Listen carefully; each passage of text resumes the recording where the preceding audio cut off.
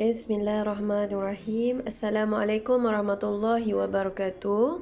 Okey, hari ini kita sambung bab terakhir untuk tajuk tingkatan 4 iaitu bab 2.4.2 iaitu pengurusan pemasaran. Okey, sebelum ni kita dah belajar dah.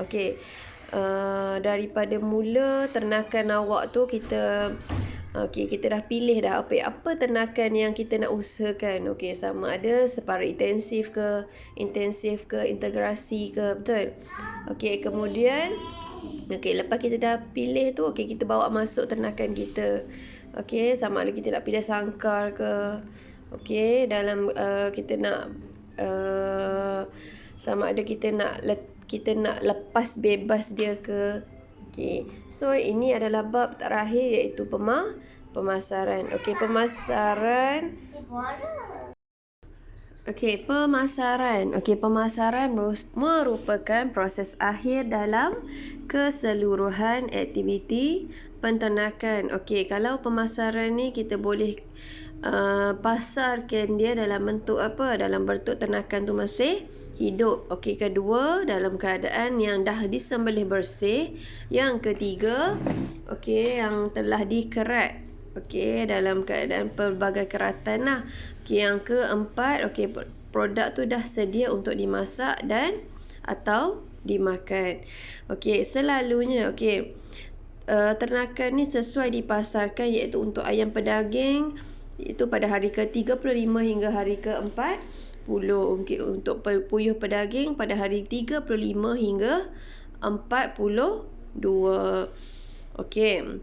Kita pergi kepada aktiviti pemasaran ternakan. Aktiviti pemasaran ternakan, macam mana kita nak buat? Kita kena pertama kena memberhentikan pemberian makanan bila 4 hingga 5 jam sebelum ternakan tu ditangkap. Sebab apa? Untuk mengurangkan tekanan dan kelesuan semasa pengangkutan. Bila masa yang sesuai untuk menangkap ternakan untuk pasaran adalah pada waktu malam atau lewat pada waktu malam atau lewat petang. Macam mana cara dia? Dengan pegang kaki dia. Sebab apa? Ketika itu penglihatan ternakan menjadi terhad dan keadaan persekitaran yang sejuk dapat menenangkan ternakan. Poin yang ketiga ialah mengangkat atau membawa ternakan ke pasaran. Perlulah diangkat dalam keadaan yang mendatar dan melakukannya dengan cermat semasa dalam kenderaan. Sebab apa? Dan elakkan juga dalam keadaan cuaca yang panas. Seelok-eloknya kita bawa waktu keadaan yang sejuk lah. Contoh dia lewat petang, malam ataupun pada waktu pagi. Dan pastikan juga pengudaraan je baik. Kita pergi kepada pasaran ternakan. Saluran pemasaran ni lah. Saluran pemasaran boleh dilakukan dalam kaedah 4 saluran. Saluran yang pertama daripada pengeluar terus kepada pengguna. Sebab apa? Orang tengah dia tidak terlibat dalam saluran satu ni.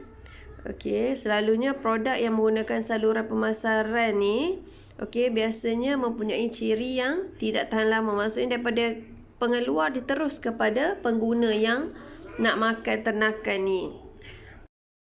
Kemudian untuk saluran kedua dia melibatkan orang tengah iaitu seorang saja iaitu peruncit. Kebiasaannya kalau kita guna peruncit ni selalunya dia melibatkan peruncit kecil ataupun peruncit besar, terutamanya seperti pasaraya besar. Maksudnya daripada pengeluar dihantar kepada peruncit dulu, kemudian daripada peruncit terus kepada pengguna. Saluran ketiga melibatkan dua peringkat orang tengah iaitu pemborong dan peruncit. Mula-mula pengeluar. Kedua pemborong. Okey, daripada lepas pemborong ni dia akan bagi kepada peruncit. Kemudian peruncit, okey, pengguna boleh dapatkan barangan daripada peruncit. Selalunya okey, untuk saluran 3 ni, okey, selalunya dia yang menjual produk makanan seperti farmasi, okey, perkakas rumah, okey, dan produk-produk yang lain lah. Okey, untuk saluran keempat melibatkan tiga peringkat. Okey, selepas mengeluar kita melibatkan pemborong. Okey, yang ketiga jobber. Okey, keempat peruncit dan okey, baru terus kepada pengguna. Okey. Okey, sebab apa melibatkan jobber? Okey, jobber ni dia akan membeli daripada pemborong dan dia akan bekalkan kepada peruncit kecil. Okey. Okey, sekarang kita pergi kepada NPM, iaitu nisbah penukaran makanan. Okey, apa maksud NPM ni? Okey, NPM bermaksud setiap kilogram makanan yang dimakan dapat menambahkan sejumlah berat badan ayam. Okey, cikgu ulang, setiap kilogram yang dimakan oleh ternakan dapat menambahkan sejumlah berat badan ayam. Okey. Okey, apa formula NPM? Awak kena hafal formula NPM ni. Ya Allah, dia adalah sangat penting. Okey, formula NPM iaitu kuantiti makanan yang dimakan bahagi dengan pertambahan berat badan. Okey, kuantiti makanan yang dimakan dalam kilogram bahagi dengan pertambahan berat badan. Okey, bagaimana nilai penukaran makanan ni dapat menentukan prestasi potri? Okey, dia semakin rendah angka NPM, maksudnya bila awak kira NPM ni, jika nilai dia lagi rendah adalah dia lagi bagus. Okey, cikgu ulang, sekiranya nilai NPM ni rendah, okey, dia adalah yang lebih baik penukaran makanan dan lebih tinggi pulangan pendapatan. Okey, pergi kepada pengaruh penukaran makanan. Okey, faktor utama yang mempengaruhi penukaran makanan ialah pembaziran makanan. Okey, sebab apa? Antara sebab-sebab utama pembaziran makanan. Okey, yang pertama, kita ni mengisi makanan ke dalam bekas makanan dengan tidak cermat dan berlaku pertumbahan makanan. Okey, kedua, menggunakan bekas makanan yang rosak. So, bila makanan yang rosak tu dikuatiri boleh menyebabkan makanan tu boleh keluar daripada bekas makanan tersebut. Okey, yang ketiga, paras tinggi bekas makanan yang tidak mengikut pembesaran ayam. Okey, yang keempat, masalah lain yang mengambil makanan seperti tikus dan burung-burung liar. Okey, yang last sekali, cara simpan guni makanan yang kurang sempurna menyebabkan guni makanan di bawah menjadi keras dan tidak dapat digunakan. Okey, kita tengok kepada pengiraan nisbah penukaran makanan.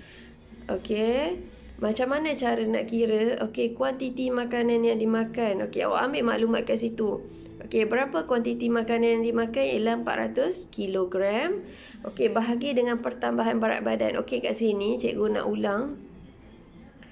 Okey, kat sini yang pertambahan berat badan ni, okey, awak kena tolakkan berapa berat badan akhir tolak berapa berat badan awal. Okey, awak tak boleh tengok ambil terus je berat badan akhir. Okey, awak kena tolakkan. Okey, berat badan akhir ialah 200 kilogram tolak dengan 3.5 kg. Okey, ni cara pengiraan dia.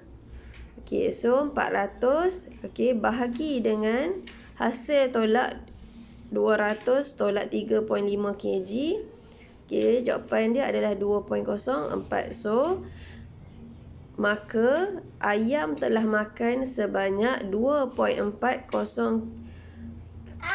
kg untuk menghasilkan 1 kg berat makanan.